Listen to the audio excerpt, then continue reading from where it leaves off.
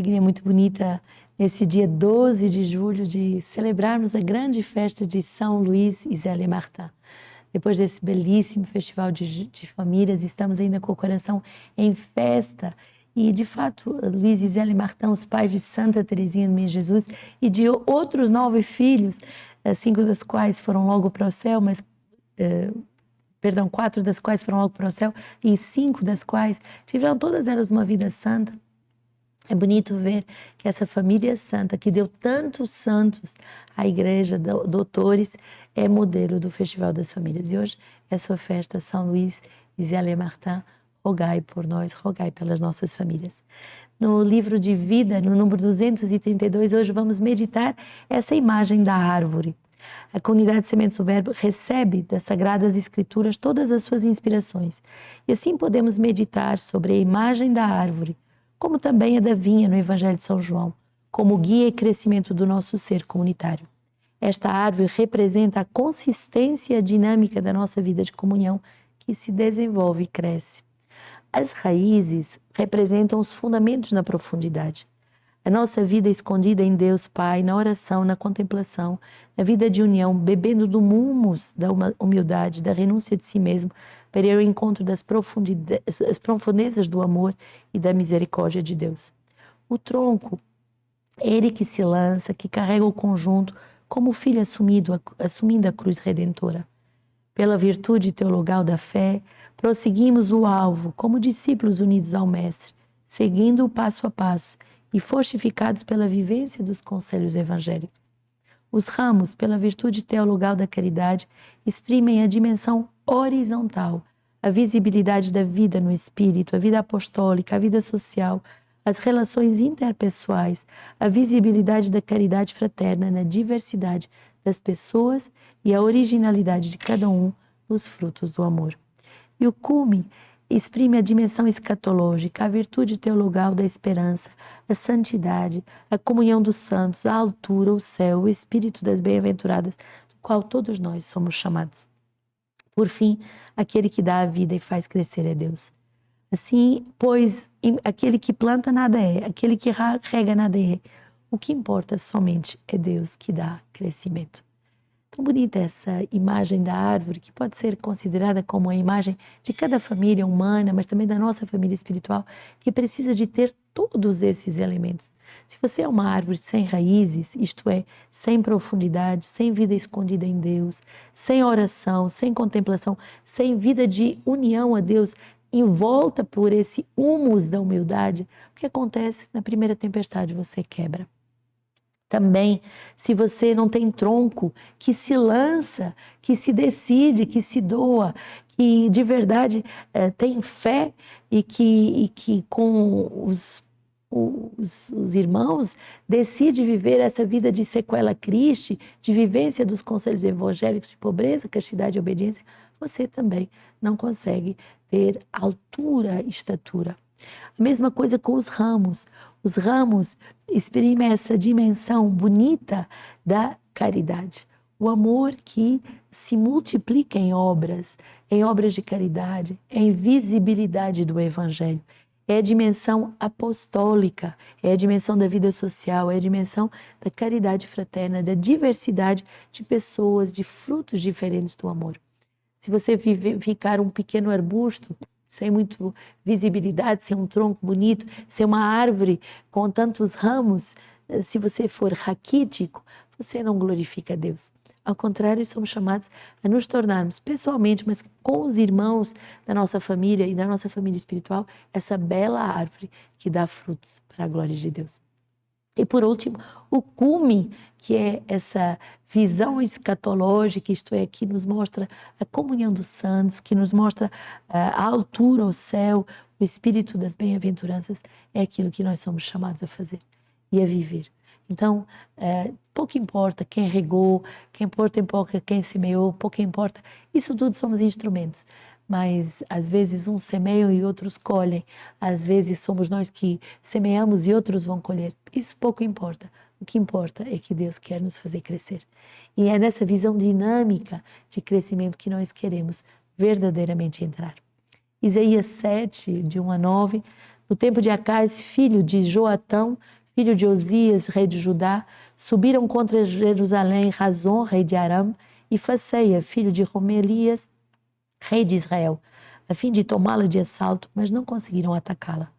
Um aviso foi dado à casa de Davi de que Arão conseguira a aliança de Efraim. Com isso, agitou-se o seu coração e o coração do seu povo, como se agitaram as árvores do bosque impelidas pelo vento. Então disse o Senhor a Isaías: vai ao encontro de Acaz, tu, juntamente com o teu filho Sear e Azub. Encontrá-lo-ás no fim do canal da piscina superior, na estrada do campo do pisoeiro. Tu lhe dirás: toma as tuas precauções, mas conserva a calma e não tenhas medo, nem vacile o teu coração diante destas duas achas de lenha fumegante. Por isso, causa de cólera de Razon, de Arão e do filho de Romelias.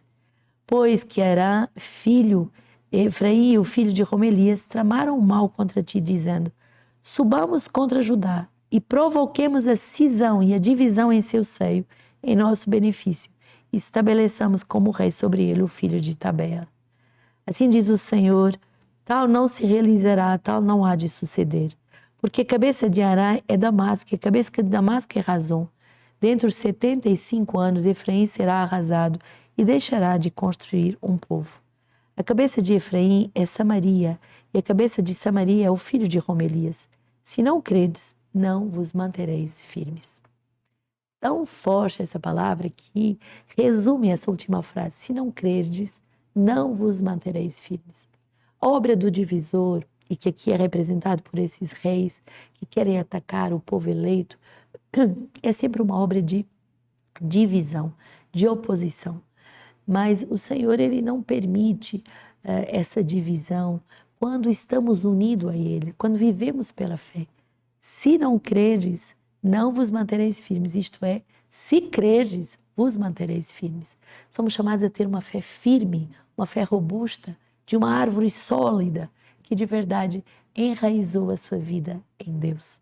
Salmo 47, o Senhor é grande e muito louvável na cidade do nosso Deus, a montanha sagrada.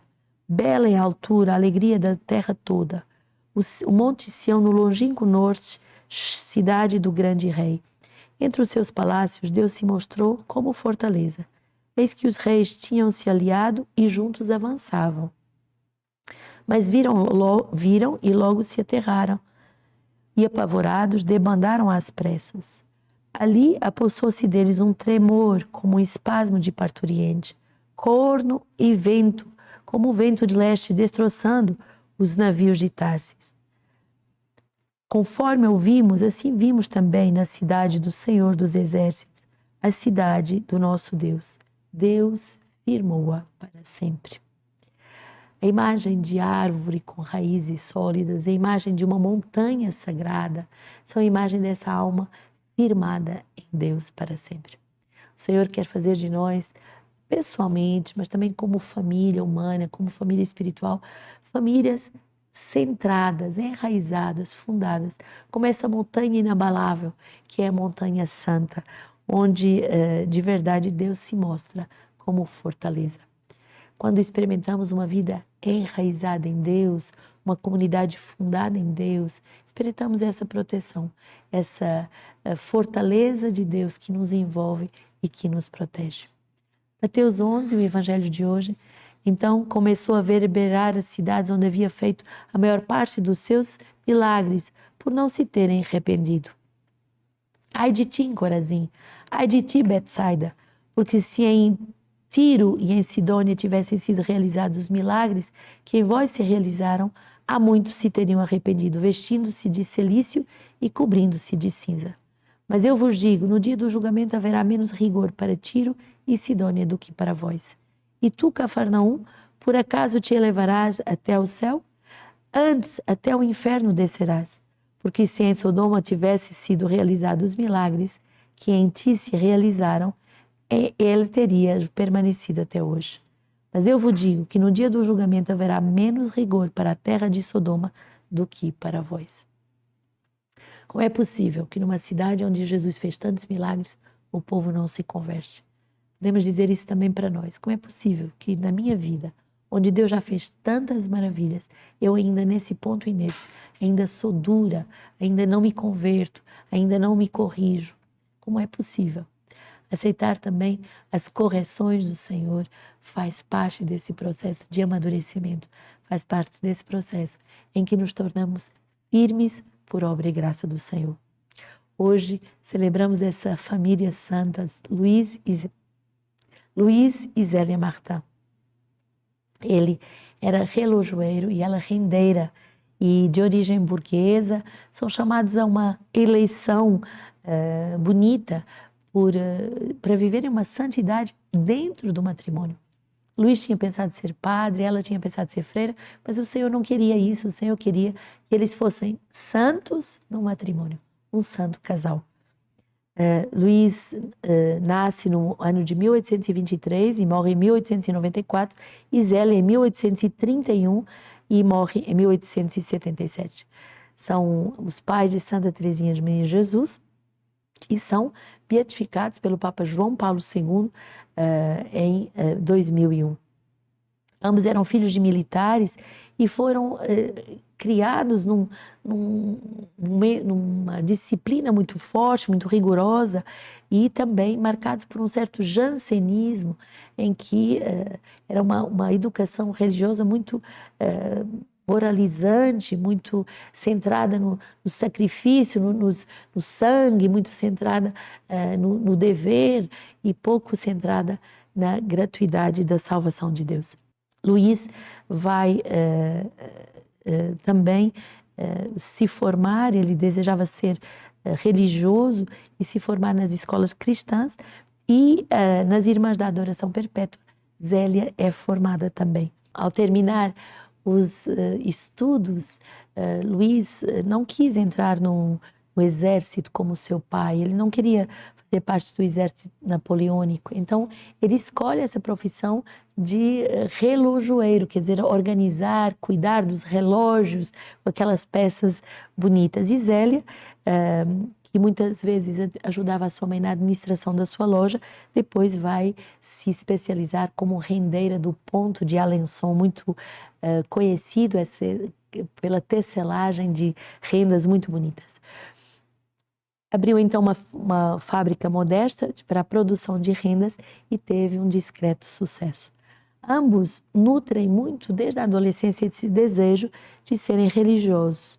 E o Luiz, ao pedir para entrar nos cônegos de Santo Agostinho, nos Alpes Suíços, no Grande São Bernardo, não foi aceito porque não conhecia o latim. Também ela tenta entrar nas Filhas de Caridade de São Vicente de Paulo, mas compreende que não era essa a sua estrada. E durante 3 anos, Luiz vive em Paris, hóspede de parentes, para aperfeiçoar a sua formação de relojoeiro. Naquele período, foi submetido a muitas solicitações e ele afasta-se de tudo que era contra o Evangelho e vai ser conduzido a viver uma vida muito ascética, muito centrada sobre a Eucaristia.